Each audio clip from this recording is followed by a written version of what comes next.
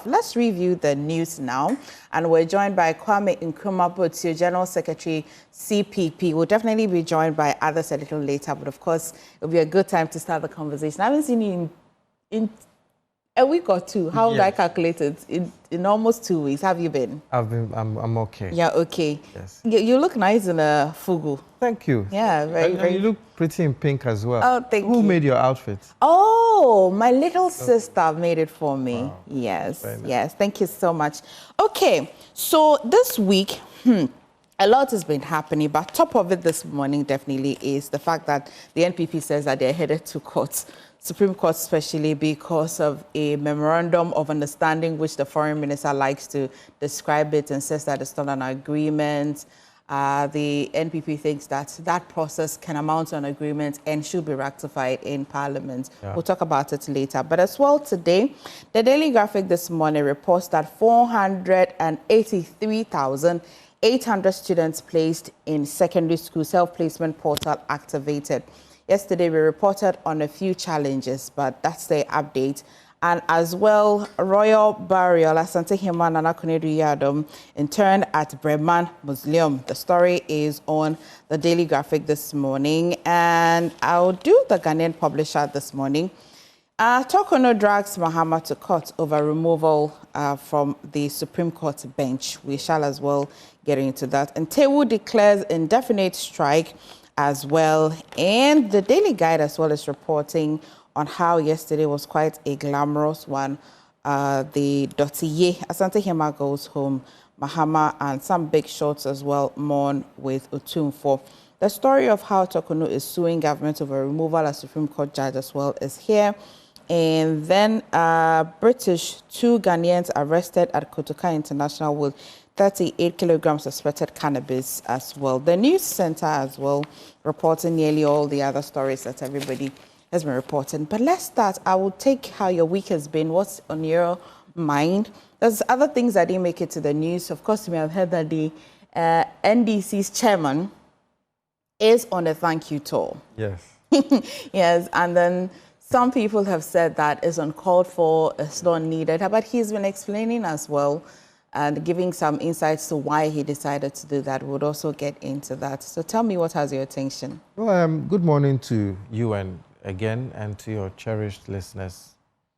I am excited about this week, the coming week, because Ghanaians get to celebrate the 116th birthday of the founder of the CPP and the founder of Ghana as we have it now, Osajifo Dr. Kwame Nkrumah. So the party is feverishly preparing for the celebration. We'll be going to the Kwame Nkrumah Mausoleum at 9 a.m. on that day, as we always do, to pay our respects to our founder at his graveside. And coincidentally, since it falls on a Sunday at 10 a.m., we'll be going to one of the churches nearby, Accra Ray Church, for a birthday Thanksgiving service. And then after that, we have some other activities lined up, which will be coming out soon. And it's been an eventful week for the party. We've started a reorganization and re-registration exercise in all our regions, and the feedback has been encouraging. We've rolled out our new party membership cards, and people are really, But what's different about this year's rolling out, the rolling out that you're doing? What's different about it? You know, at every point in time, every party has to take stock of where it is, re-register its members. And admittedly, even though in the 2024 election, we did better than the 2020 election, it was still not what the CPP is known for. So we need to do some introspection. We need to engage the base and the grassroots again. So this re-registration exercise is to call all our supporters home, come and acquire the new party cards. Let's re-register you, because some have had their status changed. Some of our student members are now working. We need to know where you are now, how we can assist you, how you can assist the party, and most importantly, how through the party can assist the country, because the country doesn't belong to any one political party. It's a democracy. It belongs to us all. And whether you're in opposition or in power, you don't wait till election to act. Whichever policies you have, whichever ideas, you engage the youth, you engage people and see how you can carry it and how to spread the message to assist the sitting government and also other opposition parties. So, so basically, that is what, it's a re-engagement on the ground. This year, how do you feel about the birthday that's coming up? You have just told us the plan that you'll be rolling out, but personally, how do you feel about this year's birthday? Oh, I'm very excited about it, because even, I would say that the current government has always had socialist policies, which is geared towards the, what do you call it, the principles that Asiedu stood for. But we also see that in the past 8 years, with the free SHS policy and other policies, they are all geared towards an Nkrumah's socialist policy. So Nkrumahism has become more relevant than ever. Right. Not only in Ghana, but worldwide. People understand more what he stood for. So I'm very excited about this year's celebration. And we've heard of other bodies also coming up with activities to mark it this year, not only in the CPP, but other parties also marking it. Because Asiedu, even though he founded the CPP, he belongs to all Ghanaians. Absolutely. He doesn't belong to only the CPP. And we are happy others are also celebrating him. And we are very encouraged. I'm happy to hear this. Yes, did you follow the Dotiye of the Asante Hima? I did. Now, the climax yesterday. I did. I followed a bit. Okay. I followed a bit of it because on my maternal side, I do have some roots in Ashanti, even though unfortunately I didn't grow up there. So I'm not too familiar, but I did follow it. I mean, the culture was, the display, everything was beautiful. Do you agree with the social media commentary that some of the things that we saw there are quite outmoded and they're quite primitive, and so we should move away from that? Do you agree with that assertion? I would have to remind myself every time I watched it yesterday that it's a funeral, it's not a party, because it was really glamorous. Yes. It was. But what do you say to people who think that some of the things are quite outmoded? I don't think. You don't think so? I don't think it's outmoded. You know, I don't think it's out. You know, we have to understand that as much as culture is not static and dynamic, as much as possible, we shouldn't depart from what our forefathers handed down to us, as long as it is not harmful as it is now. Because people are saying out, but when the Queen of England died, I think there was at a point they had to bring this cement block to the cathedral. Yes. I didn't find many people talking about it. Yes. In fact, people were shocked some of the things that they saw. Wow, this happens in England. Yeah. Yes, we may not understand these things, but they all have their significance. We shouldn't lose touch with our history. Okay. Let's get to the NDC. Yes. So the chairman of the NDC is on a thank you tour. How do you feel about it? You know, gratitude is a very good thing.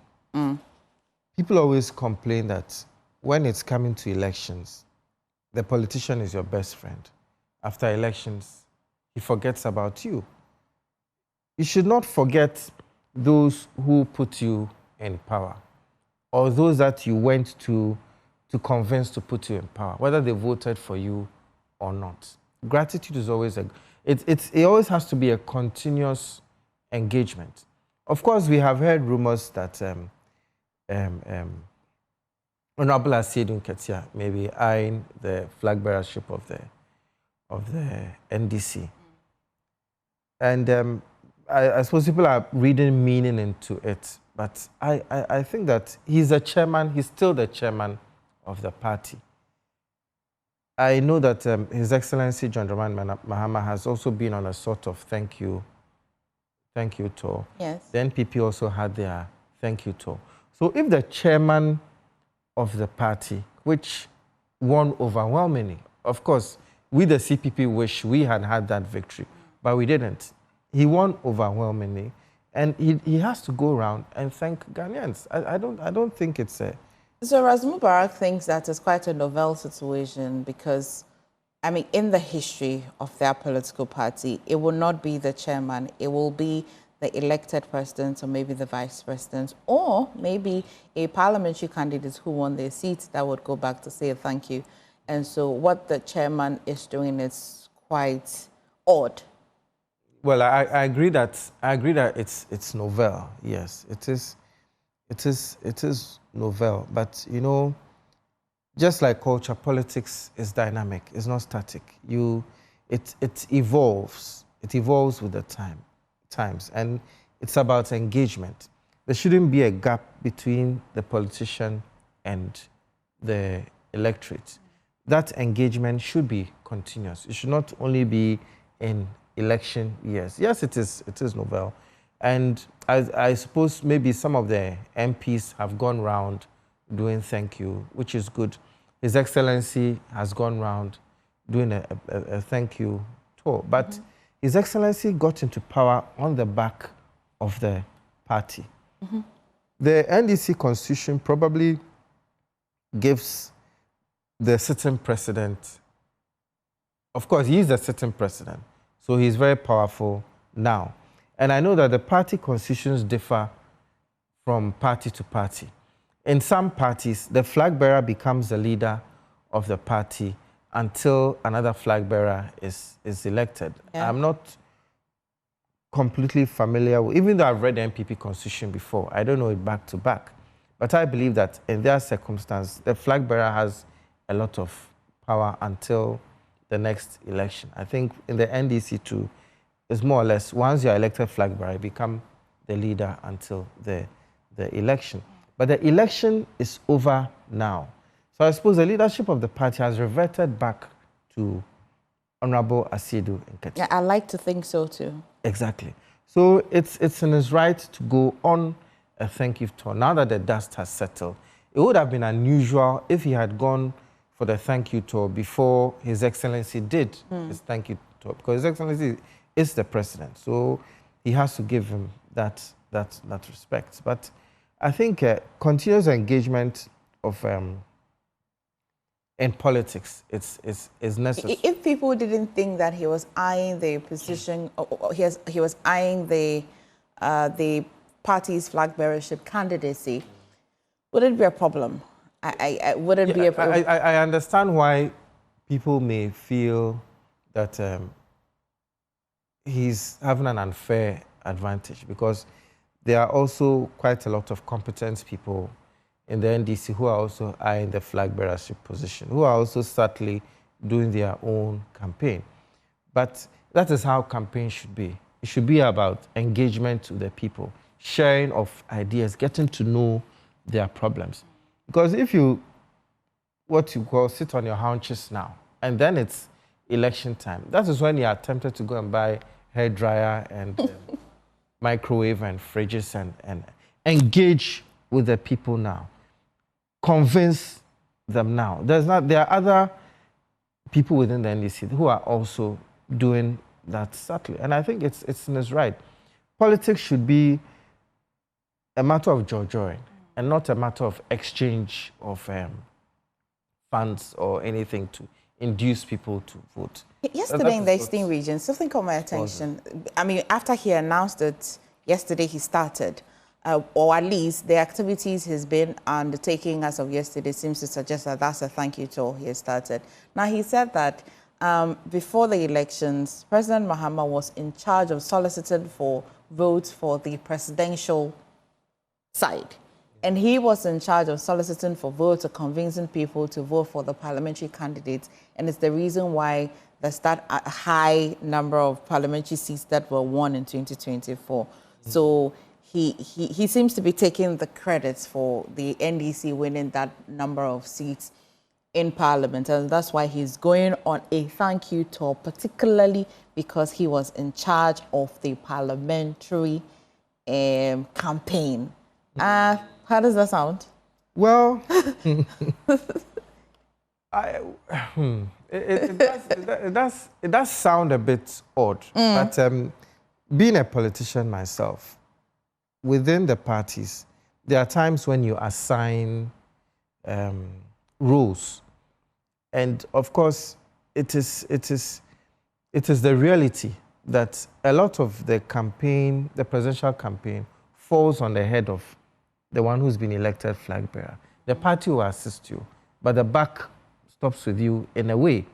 Just that you shouldn't go outside the party's constitution. You shouldn't drag the party's image in the mud and all that. So it's a bit confusing, because if he's saying that, so is he saying that then President Mahama did not have any role in the parliamentary victories that we had? As in, is it that he didn't support financially, he didn't campaign with them? While he didn't say that straight away, it's quite odd again, because last year when we were our reporters were with each of the parties whilst they were on campaign. And you're likely to see both the presidential candidates, if they went into a particular constituency, it will be the president and the parliamentary candidate as well. And so I think because he had seen the concerns that people have raised, that it is quite odd. Some also have described it as a distraction. In fact, Franklin Kujo of Imani actually said that, well, for chairman, if you wanted to get busy, why don't you get busy by visiting the areas that have been destroyed by illegal mining? Some people have said that it's not his duty. He's only a chairman of a political party, not part of government. So why would he have to be touring places where the government has promised they will solve illegal mining? So yesterday, that explanation, indeed, I know that he went on a campaign tour last year, which, of course, because of election brief, we were always here giving the people the update. But, of course, it comes in the wake of the fact that people think that he's eyeing... Yes. What's wrong with it? If he is, anyway. Of course. I mean, we shouldn't beat about the bush. It's part of... It's probably, of course, I was as to say in law, there's it seems there's prima facie evidence. On the surface, it can be part of his ambitions. But as long as he's not going outside his party constitution, I don't think there's anything. If anyone feels he's doing anything outside the party constitution, then he can be taken on. Because campaign is campaign. Whichever way that you can help your cause, you have to do it. And he has a right, just as all Ghanaian citizens above a certain age have a right to eye the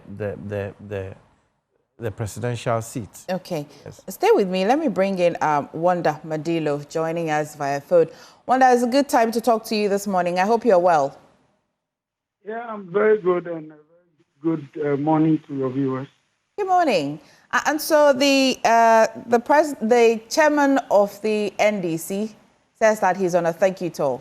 How do you feel about it? Well, yes, of course. I mean, when people work for you, you go to them and you seek their endorsement, you support their blessing.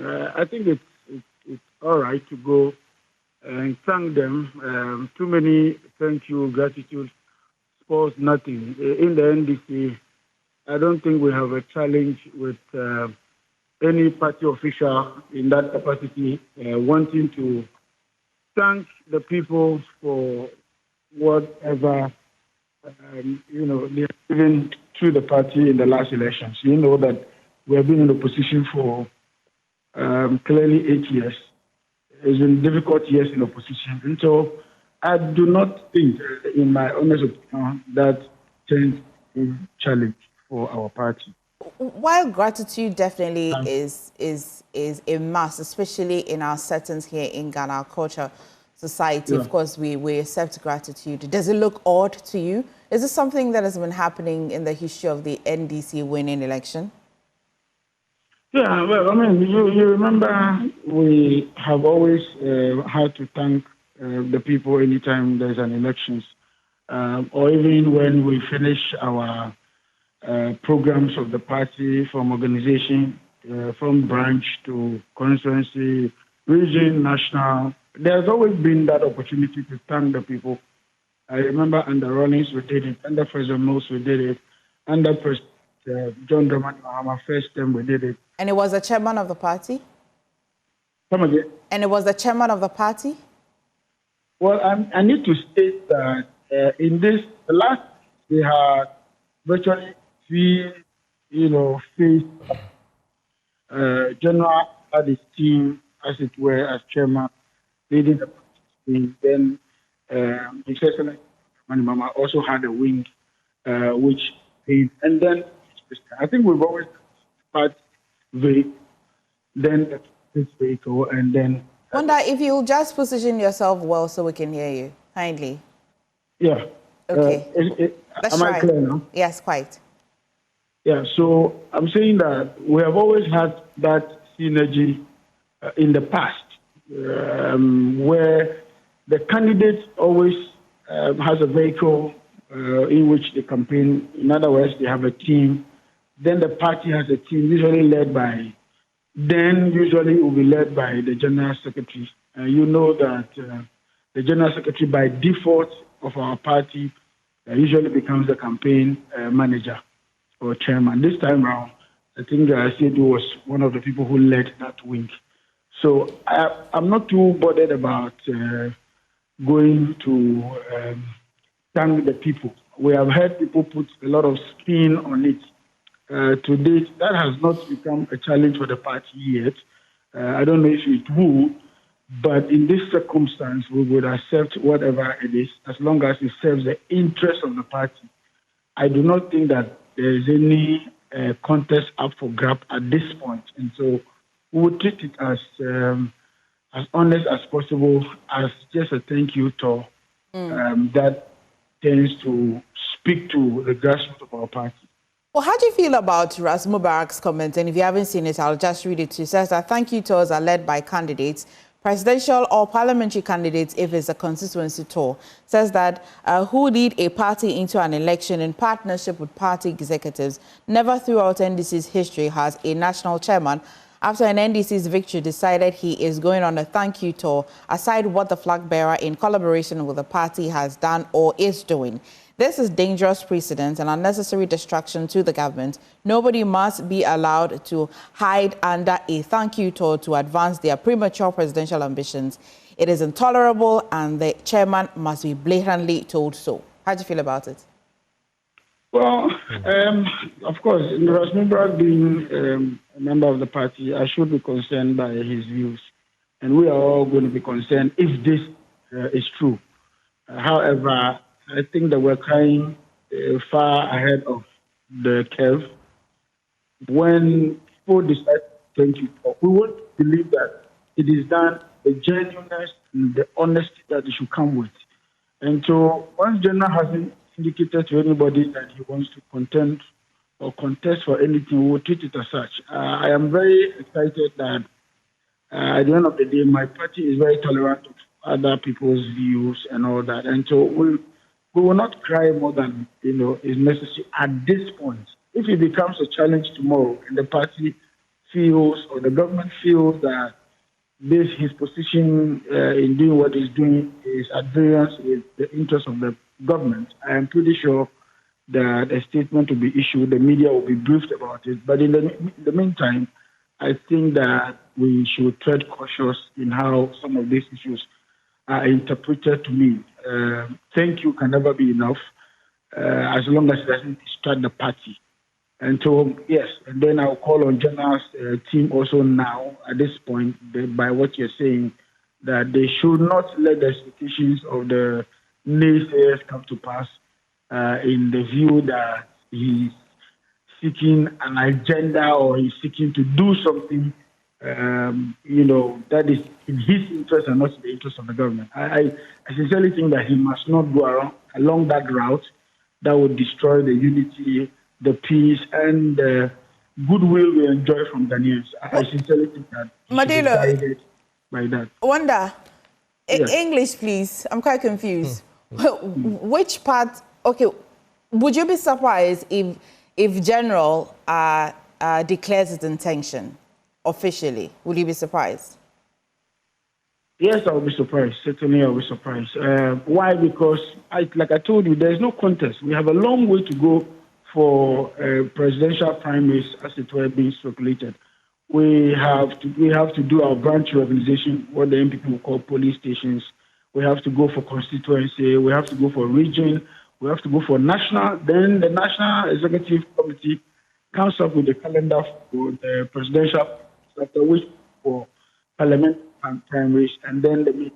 So I know it's long and it may be too early in the day to start it minimum because the current delegate was changed. It will change just for the rest to know that new elections are when we have power. The delegate, calendar, the delegate list, we want to call it, will change about 65% of the people on it.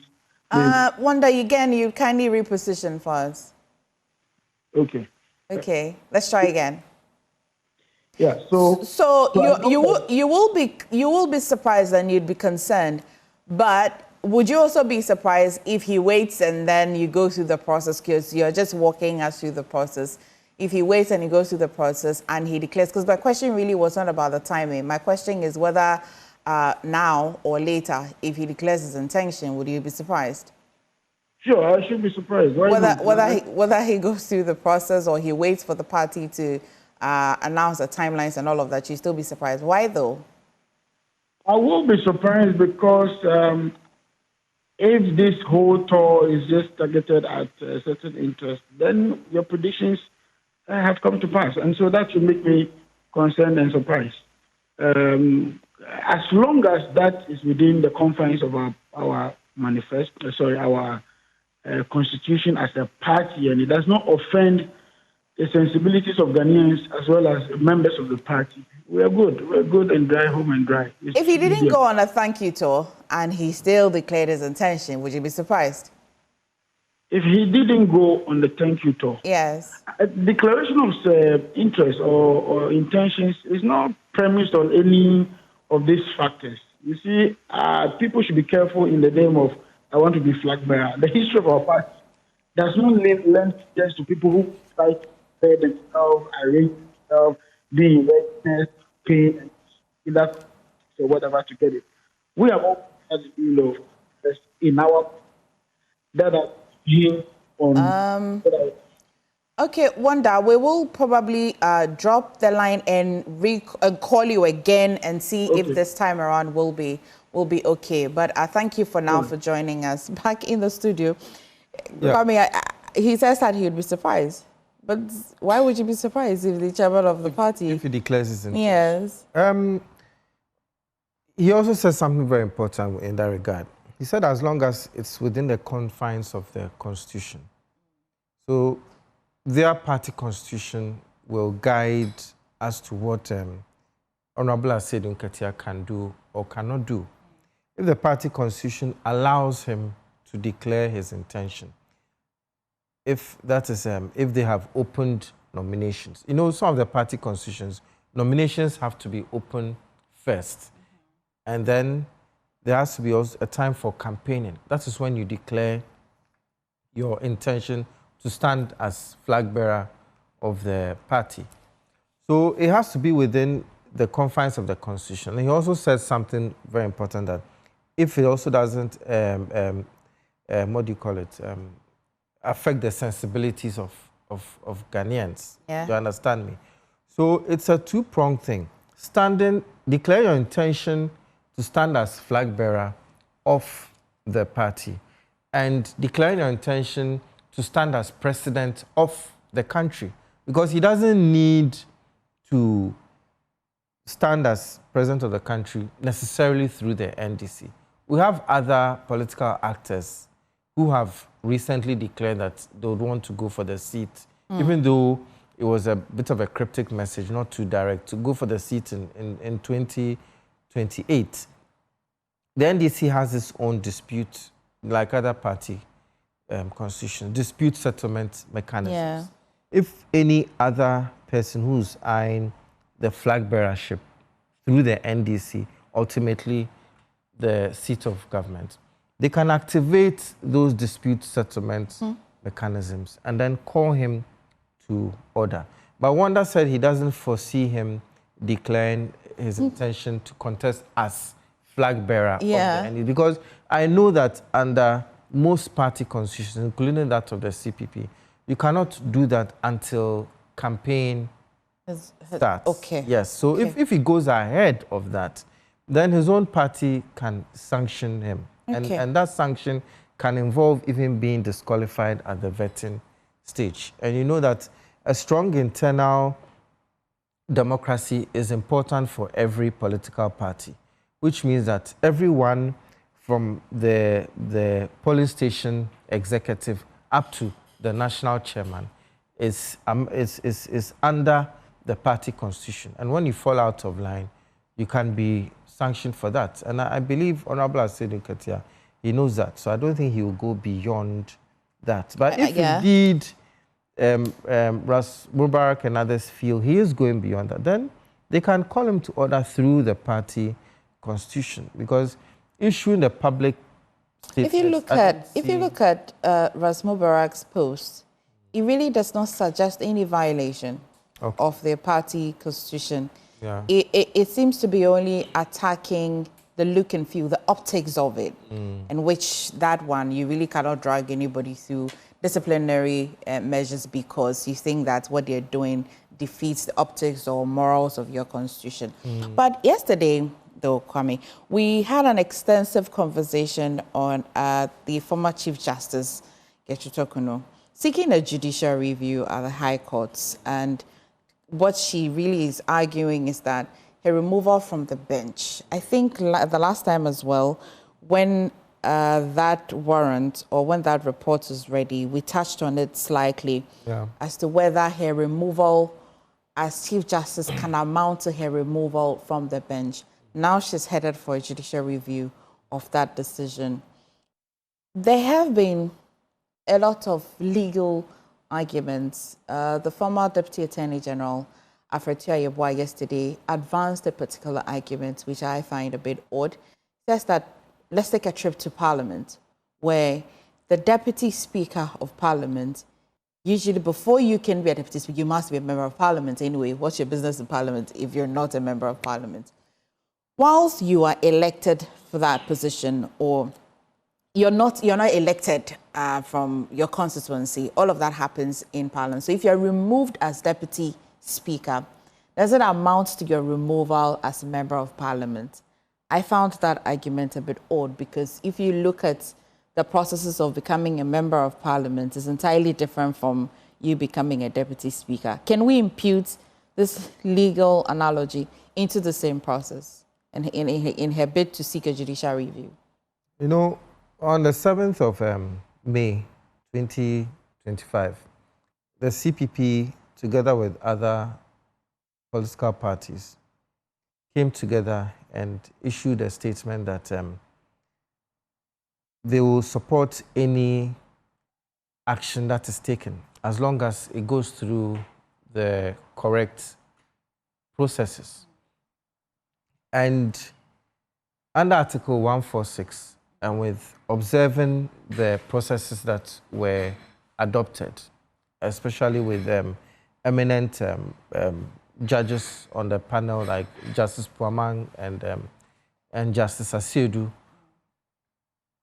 I believe that the correct processes were followed. This is my personal view as a legal practitioner. The correct processes were followed regarding the removal of the Chief Justice under Article 146. Yeah. But in all honesty, when I saw the statement removing her ladyship, and it said removing her as Chief Justice and as a judge of the Supreme Court, I have to admit that I was a bit unsure whether that was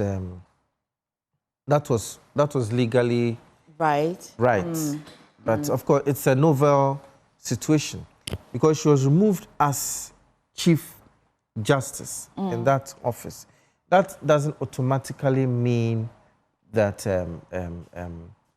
she's also been removed. Yes. If she was being removed as a justice of the Supreme Court, yes, then automatically it would take away the Chief Justice as well. Alfred Ayoba also advanced that argument. Exactly. So, but I've always said, and as I always say, that in 2015 September, around this time, 10 years ago, in analysis movie Ghana in the Eyes of God, I always said that I believe in our judiciary.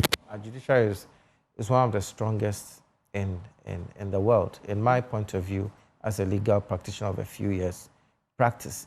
And I know that our judges can handle this issue dispassionately. But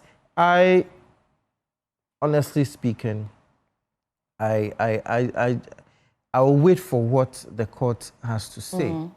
Because you think this will bring clarity and finality? Yes, it will bring clarity. And I know our judges will explain it very well. I'm just a legal practitioner. I'm not a judge. So I cannot say I have that depth of knowledge that our judges have. So, but the constitutional provision that allows you to remove her as a Chief Justice, are they very different from the one that you'd have to follow to remove her as a Supreme Court judge? Is there any difference? I do not see a much difference in the process. There isn't, but then, you know, when you take somebody to court, you have to make the person aware of the claim that they are facing so that they can defend themselves adequately. If the suit brought against her was to remove her as both Chief Justice and a Supreme Court judge, then she would have been able to defend herself as to why maybe she can be removed as Chief Justice but not as a Supreme Court judge. So this, in my humble opinion, counts as an element of surprise, because in legal proceedings, you are not allowed to be surprised. And even to go further, when it comes to, let's say,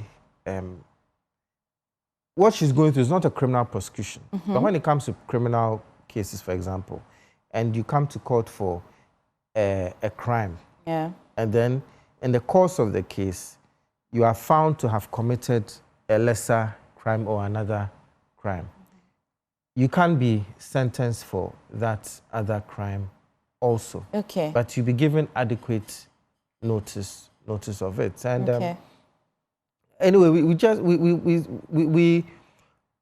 let's see what the judges say. But in my personal opinion, as for law, it never ends. That's why we have what you call continuous legal education.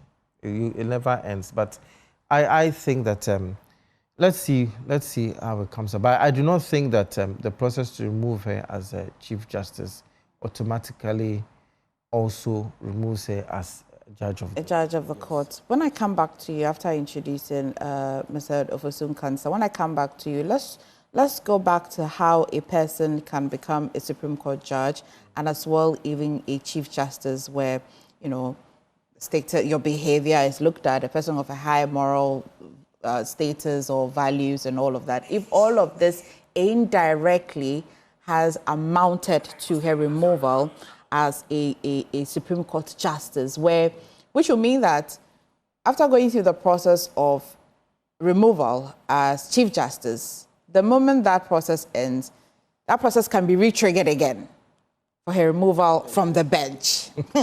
And so I want us to, when we come back, we'll go back to what can nearly amount to that as well. Well, we're joined by Asiedu Nketia, former CEO, National Entrepreneurship and Innovative Program. Thank you for joining us this morning. Thank you very much. Thanks for having me. How's your week been? Oh, it's been good. We are monitoring events. The NDC's general chairman's tour and other political events. Let's start with that. Let's start with that. Yeah. We have had some good discussion of that, but I want to hear you on that. Yeah. What does it look for you? Obviously, it comes across as the start of his presidential bid, even though the NDC may not admit that. Because this is the first time in the fourth Republican era that we are having in the chairman of the NDC go on a thank you tour after winning national elections. The thank you tours are usually embarked on by the presidential candidates who later become presidents. And I think President Mahama has done that already. I don't know if the executives of the NDC went with him on that tour. And this has started raising eyebrows already. I've seen the NDC members like Ras Mubarak and others criticize the move and see it as a bad precedent being set. Why? Because a lot of people campaigned during the 2024 electioneering period for the NDC. So if all these people who campaigned in various groups, some of whom are cabinet ministers now, board chairs, and serving in many roles now decide to go on thank you to across the country, what will become of the party? It will be very difficult to control, and it will create a bad precedent, which will be, followed by others in future. And I'm not surprised General Asiedu Nketia is undertaking this thank you tour, because the chief of staff, who has been rumored to also be a contender, has also creatively, started certain activities to launch him into the bid. So maybe in General's space too, as a chairman of the party, this is his own innovative way of also creating something for himself to launch his own presidential bid unofficially. Okay, there's a question I want to ask. Is this to say that lately when a person is saying thank you, you have to ask, is something behind it? So there can't be a simple thank you. Not necessarily. It depends on the circumstances of the thank you and the person involved. Really? A simple thank you can't be a thank you anymore. Because, the NDC has a challenge with a candidate for the next election, because President Mahama, obviously, because of the constitutional provisions, cannot contest again. He's come out to clarify that. He would have, required a referendum, 75% and all that before he could contest. So he's come out to say that. And if you look at the potential contenders, the names that have come out, the two which stand out are Chief of Staff, Honorable Julius Zebra, and then the chairman, And rumors we are picking is that the other names may give way to these two big wigs, to fight it out. So eyes are on them. If you are a regular constituency chairman and you say you are going on a thank you tour in your constituency, fine. People may not probe it or analyze it or ask questions or read meanings into it. But somebody who has a presidential bid and you have not denied it, I've watched him on several interviews and he's not been able to, deny that he won't contest. The answer he will give is that in politics, you never say never. Okay. So that means that you can contest, So it's going to be interesting. We have scheduled ours early enough to make sure we are done with this as early as possible so that we can concentrate on criticizing them constructively. You have popcorn in your hands to criticize the NDC that will be going. Yes, because as a responsible opposition party, our democracy is a bipartisan one. So we have to do the work of the... How do you feel about Info Global Analytics putting Haruna Idrisi as the front runner? I don't think... Does it surprise you? I don't think. Haruna is a grassroots person. You don't think... He's well grounded. But you just said here in politics, never say never. Oh, yeah, how but did you think I'm saying that based on these reasons, President Mahama coming from the north and the fact that Haruna sees Honorable Julius Zebra and General Mosquito as his seniors, what I have picked is that he may partner any of them who wins. Because of his, base in the party. Nobody can deny the fact that he's a good politician. He's a grassroots politician. And Haruna, since his Nooks days and what he's done in the NDC, has distinguished himself, both in government and in opposition as a great politician. So I will not be surprised to see him partnering any of them, but I'll be very much surprised if he comes out to contest any of this. I have tested that on social media, and some of his members of his fan base came to tell me he's not contesting. He's not contesting. Yeah. Unless my NDC brother can say that. No, he's not. He's CPP. Oh, you are CPP? Yes, he's General Secretary of the CPP. Oh, but sorry. I've got Wanda, are you with me? Yes, I'm here. Right, I'm glad that you have stayed with me. If you have a question for the NDC person, you can ask through me. But Kofi here says that he doesn't think Haruna, and here's the context of the conversation. So the Global Info Analytics, right, says that Haruna Idrisi seems to be the front runner for the NDC per their research. And he thinks that Haruna will not contest. How do you feel about it? Well, some of these questions are a bit difficult to answer because... Why, but you belong to the NDC, do you not? No. When it comes to intentions, it's always personal. And But we have Also, characteristics of the intentions. Over the years, and you have seen how people contest, and you see their behavior and pattern. Yeah. You're I not agree. emphatically saying it, but I mean... No, I agree, but I was the first to let you know that in the NDC, how our flag bearers have evolved is sometimes completely different from what you see in the other political parties. You would never see people angling for... Are we going to have another Swedro declaration? Ask him for me when he's done. Sorry? Are we going to have another Swedro declaration? Okay, I don't know what that is, but I'll ask you. When that proceed? That's where they chose, they selected President Mills without an election. Go listen to what I'm saying. You are busy talking about... Wanda, go on. Okay, so maybe the question is, this is global info analytics. They work with data. It's not intention. This is data. I'm saying that issues are usually ground on and on values or provisions of the Constitution. And I'm saying that at least the 92 Constitution, how this in terms of who becomes it. Wanda, you'd have to explain to me where you are this morning for the network to be behaving like that. But we'll try and reconnect again and back into... Is it far? Yes. Is it okay Let's try it again. Oh. Is it okay now? Only when you're asking if it's okay. Is it okay? Yes, proceed. Okay. I'm in Accra, so I'm surprised this is the situation. Okay, so I'm saying that the history of our party, and I was saying that organizations are founded on their values, the precedents, or the history, and then virtually what runs the party, which is the Constitution. NDC, after 1992, has evolved with its flag bearers through a certain evolution. It has always been organic. It has always been preemptive of destiny, and all that culminates in who becomes our flag bearer. Okay. If you look at Rawlings himself becoming flag bearer. So we should throw the global info analytics data away. We shouldn't work with it. Because none of those people, global info analytics is being speculative at this point, because none of those people have actually declared their interest. We are suspecting. We are reading meanings. But Julius has not told anybody he's contesting. Asiedu hasn't told anybody. But that's what polls do anyway. That's what polls do. Polls don't necessarily say take emphatic. They predict, and so if you say that we shouldn't use it until the people have declared their intention, I'll agree. No. So I'm saying that. So I'm saying that in as much as I agree with the global info's, predictions and all that, we still would have to have a little bit of patience to wait and see what unfolds. Otherwise, we're discussing the same thing they are also putting out. Okay. When we get to the concrete matters, when people actually declare interest, or we see visible movements or launch of campaigns and all that, then we are good to go. Okay. The MPP, for instance, in their last, those who are anti-now, we had a lot coming up.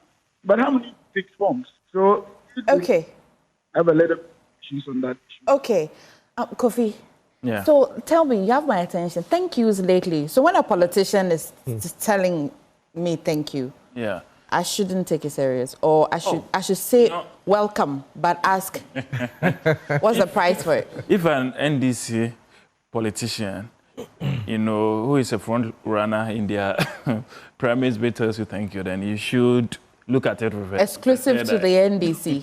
Yeah. But the NPP, because we have open nominations. Before your nominations, did you not do thank you tours? Yes, but if you realize it was a joint thank you tour by our former candidate, the vice president. He was joined by Honorable Ken, who later left the tour, and others. So it was a joint thank you tour, unlike, the NDC one, which was done by the president, and now the chairman himself has had to.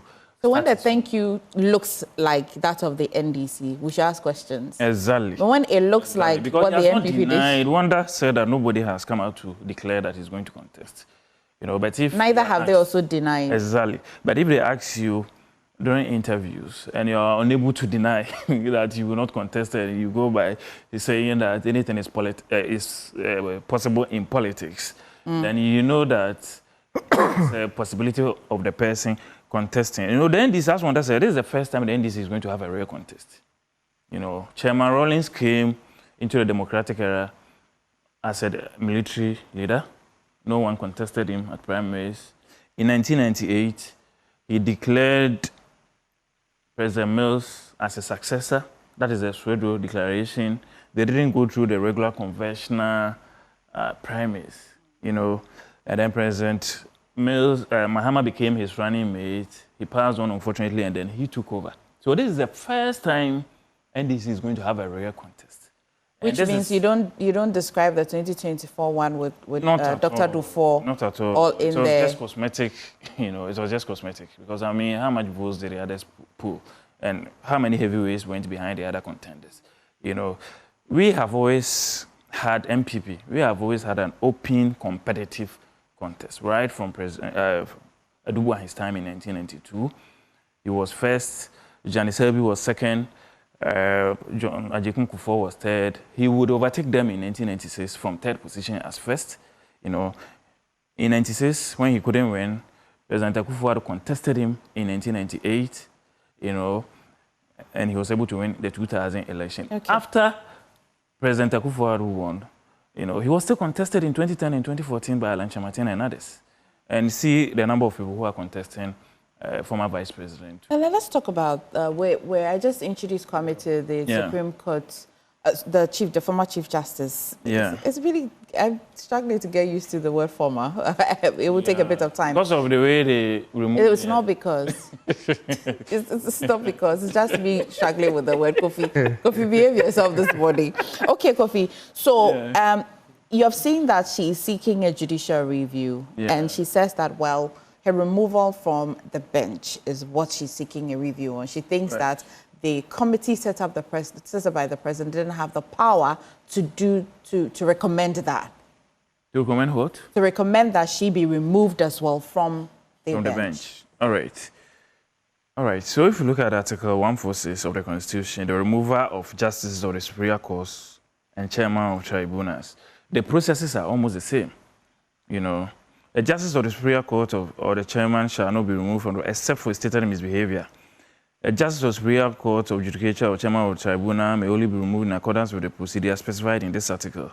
If the president receives a petition, and if it is someone else at the Superior Court other than a justice of the Superior Court, then she will empanel, you know, a committee who will decide whether there's a prima facie before all the other processes are followed. Yes. You know, so I don't see much difference. But, you know, sometimes our constitution is silent on certain specifics. Okay. So that is why we have the Supreme Court, which is the mother court, which does interpretation of the law when there is no clarity. So this is an opportunity for all of us to see what will happen. Okay, so you don't see any clear-cut difference between the removal of the Chief Justice? If I go through, I'm not a lawyer, I guess Google Article 146, went through it. But if I go through it, the procedure is almost the same. Okay. You know, you establish a prima facie case. If there is one, and then the committee works on it, and then they will advance the reasons for removal and all that. The president will act on the recommendations and all that. So the processes are almost the same. Yeah. You know, but it is silent on if the Supreme Court, the Chief Justice can be removed, but then can be maintained as a judge of the Supreme Court. But if I am not fit to become a Supreme Court judge, you know, or if I'm not fit to become a Chief Justice, how am I fit to be a Supreme Court judge? You know, so I think, you know, that is why it is not right to remove a Justice of the Supreme Court, or how do we call it, a Chief Justice, if the threshold is not met, because you set a bad precedent.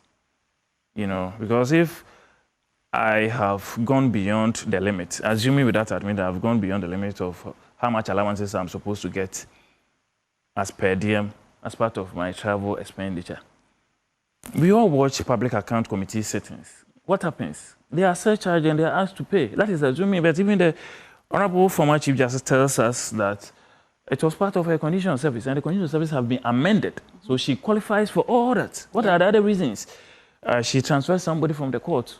And the third reason is that she sought to send some people for recommendation, to be appointed on the Supreme Court. Sought to, not that she did it, she sought. Does this mean that we're holding our head of the judiciary to the highest form of conduct, because then you hear that this is so small. Yes, it's the weak. act should. This and is, you know that feeds into the NDC campaign message. but it's not a good thing to hold to hold the head of the judiciary because to the what happens is minutest. that you set a bad precedent for future governments to also remove other justices of superior courts, not just the Chief Justice, on very flimsy grounds. And it's not good for democracy. It weakens the other arms of government. It weakens the judiciary. Already you have to test majority in parliament. Each area's cases where you have to go to parliament for ratification and approval, I don't even go. You know, the executive is taking everything, you know, doing everything they want, and now you want to weaken the judiciary too. We'll come to that rectification shortly, but Kwame, I hear people say that the stated misbehavior or misconduct is too vague. You also hear that we should hold our judiciary to the highest form. And this will mean that when you're holding the head of the judiciary to the highest form, you'll be measuring them with the even little mistake, right? Yeah. Do you see the argument that the members of the other party or legal practitioners are advancing that, oh, this is too small? Why subject? It makes the removal of a Chief Justice very easy. Others also say that it's actually good because for the smallest thing, you'll be held accountable for. How do you feel about it? If you look at Article 144, clause 1, it says that the Chief Justice must be qualified to be appointed as Chief Justice or Justice of the Supreme Court, meaning the person must be of high moral character, proven integrity, and have practiced law for 15 years. The Chief Justice must be qualified to be appointed as Justice of the Supreme Court. How does all of this feed in the removal? I think not only should the Chief Justice and Justice of the Supreme Court be held to the highest conduct, that should be it for everybody, including legal practitioners, media practitioners, politicians, and all that. However, if you are found wanting, and of course, everyone can be found wanting at any time. That is why even in our criminal jurisprudence, we have what we call first-degree felony, second-degree felony, and a misdemeanor. If you are found wanting, the punishment should fit the infraction. You see, the punishment should fit the infraction. Okay. So anybody at all who has committed any infraction, whether you've jammed a red light or whatever you've done, you should face the consequences. But we shouldn't do what you call killing a fly with a sledgehammer. See? So in this sense, yes, her ladyship has been moved as a Chief Justice. However, the infractions that were committed, are they such that she cannot sit as a Justice of the Supreme Court? I think not, personally. I think that certainly the committee has done its work. They've removed her as a Chief Justice. But the allegations that were brought against her was to remove her as Chief Justice. Because the infractions that were brought against her were things that she did in her power as the Chief Justice. Right. An ordinary judge of the Supreme Court cannot transfer anyone or do the things that... But they get per diem. Yes, they do get per diem, or do the other things that they said she did. So if she's been removed as Chief Justice in that sense, the ordinary judges, they do get per diem, certainly. Yeah. But does that mean that she is to stay away from all public office, from all other professions related to the law? Because even if you look at being called to the bar, which is going to be done in just 2 weeks or so. Yes. It's more or less the same qualities that are required to be a lawyer. And when you fall short, the General Legal Counsel can take your license away. A few years ago, when the judges were removed after Ghana in the eyes of God. Majority of those judges are practicing law as we speak. So what they were accused of, which led them being removed as judges, are things that is expected of lawyers to avoid. Yeah. But they are practicing as lawyers. As lawyers, right. You understand me? Right. And these are things that every ordinary man is also expected to avoid. Does this mean that it will just take somebody to one day just petition the General Legal Counsel that, well, if this person was removed from bench and is still a practicing lawyer, because this conduct or high moral values is not exclusive to you when you're a judge, it's exclusive to you as your profession from when you're growing up. Exactly. So it really can be an ending, right? Yeah. People can be petitioning and petitioning and petitioning. That's true. Off the bench, you can be petitioning even for your license actually to be taken from you. Yes. Yes. So if we take it to its legal conclusion, then who is fit to do anything? I mean, let's be frank. Okay. No, there's nobody who's an angel in this country. Okay. Then who is fit? If we are to bring a petition against everybody, who is fit to hold any office? You understand me? As it said, who is... that person would have been subjected to 144. And if they don't meet a threshold, they will not hold the position anyway. Exactly. So once you meet the threshold of 144, it means that 166 will be applied to enforce 144. Exactly. What do you think? I'll come back to you. Think about it. I'll come back to you. Wanda. Yes, good morning again. Wanda, you have followed the conversation so far. So the Chief Justice is headed for a judicial review. Also, yeah. Yeah. I mean, to be fair, this is good for academic exercise. In theory, it will be good for the law, the development and reform of the law. But we all know, I mean, we all hold no divergent opinion that the removal of the Chief Justice may not necessarily be the removal as Supreme Court Justice.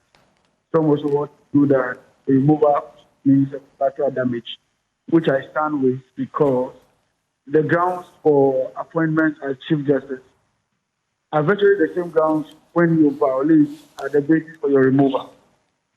It is the removal process based on your rank that is different. For instance, if you are removing a circuit court judge, a high court judge, and all those stuff, there's a procedure. And you are occupying the office, you are a judge, no two ways about it, but as a high court judge, that is an office you occupy. And so when you are removed as a judge, it is not a punishment. It is not a demotion. It is punishment for your action. And that action also meant or means that you lose your status as a judge. When the last story came out and the judges of the High Court were removed, they were not only removed as sitting judges of the High Court, they were removed also as justices as judges of the law courts. So it comes with a collateral damage. Why? Because if you have been found to be corrupt, for instance, the law says stated misbehavior, incompetence, and inability to perform your task. And we all know that stated misbehavior has been defined in a couple of cases to mean that you are corrupt, to mean that behavior that contravenes the profession or putting the profession in disrepute and all that. Wanda. And so the actions of... Wanda, yes, I can hear you. Yeah. But before you proceed, from the beginning of this petition, I've heard a lot of people base their argument on Article 146. And they have constantly asked the question, show us what the president aired. The president is just following the procedure and the process in Article 146. What did he do? He didn't do anything. If you want to follow that, if I want to use that same principle and analogy, nowhere in that 146 did we say that if a person brings a petition for the removal of the Chief Justice, because the process is the same as removing the person, that process or that provision is used to remove a justice of the Supreme Court, this provision now imputes that by extension, remove her as Justice of the Supreme Court. I don't know if you understand.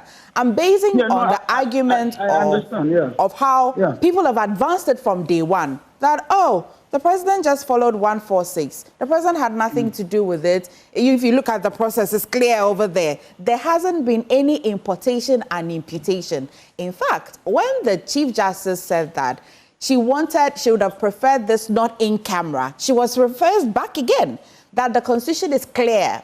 So I did not see in any of 146 that said that, because this is that, it will amount to this. Why are we now re-imputing it ourselves? Because in any way in this country, it's not the president that removed her. He was petitioned. So if the petition didn't ask her removal from the Supreme Court, why are we saying it can amount to it? I think that we need to unpack the issues slowly so we don't mix it up. I'm with you. We are saying that the requirement to become a Chief Justice includes being a judge, true or false? True.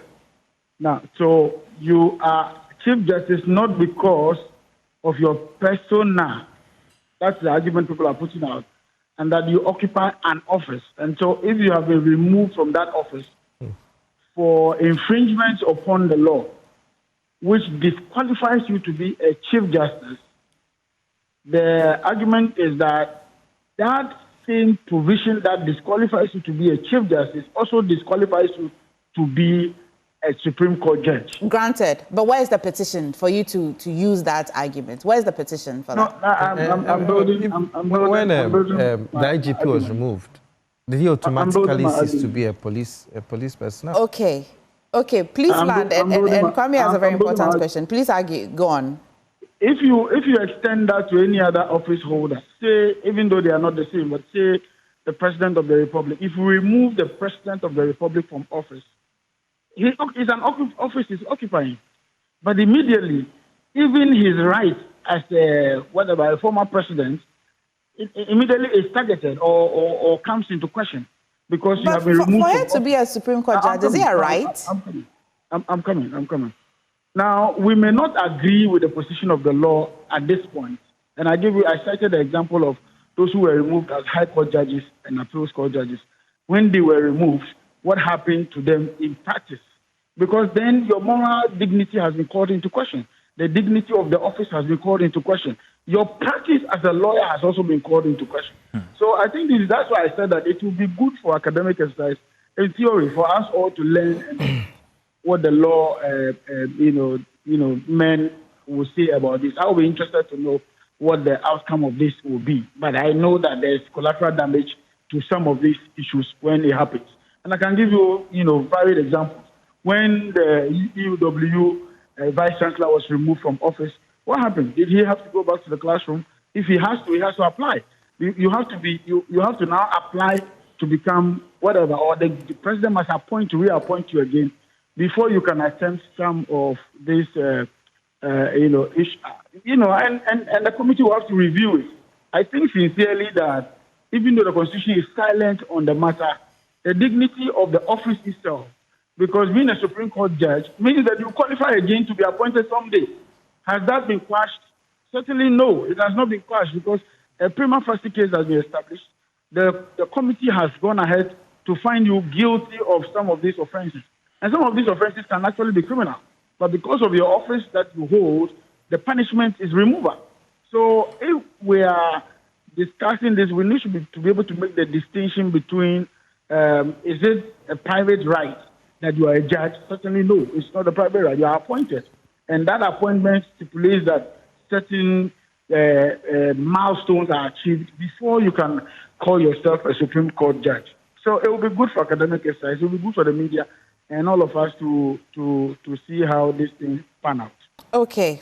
Well, Kwame had a question, says that when the IGP was removed, did he lose his position as a police officer? I do not think that when there's a difference between if you retire. For instance, if a Supreme Court, what's the name? A Chief Justice retires and he's not due up to his 70 years in office, He can still serve in office until that time. He can still serve as a justice of the Superior Court until such his retirement is due. Okay. Okay. Also, the bench that it were, and that's what it is. So we need to look at the right dimension. Saying that if you retire, then you can still go back to do what. But she didn't retire, plus that all the that it comes. I'd come back to the studio because your line is breaking. And Kofi.